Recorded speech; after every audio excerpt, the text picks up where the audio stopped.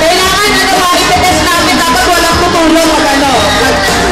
Hinala namin yung bote. Ay, bote. Yun lang You just got to love the taste of Philippines, right? It's the third one. It's on the third one. It's on the fourth. And we would like to remind you, Kailangan ubos sa yung mga participants ng Name That K-pop Tune, please get ready. Again, yung mga nag-register kanina sa Name That K-pop Tune, we'll be having the contest after the drinking contest. Okay?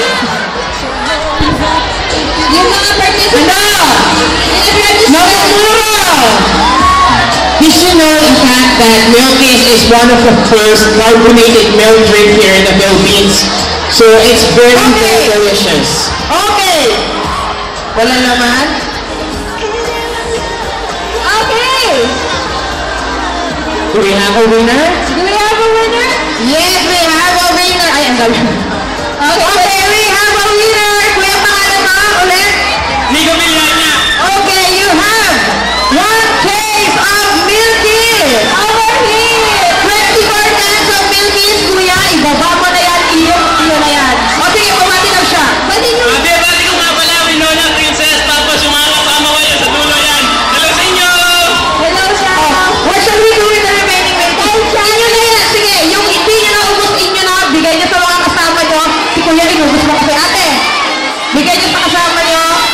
Congratulations! Congratulations! Thank you very much again to Milkis. Sige. Okay! Yung Name That K-pop Tune participants, yung mga nag-register na 5 groups, are you ready? Kasi na sila? Can you go to the backstage?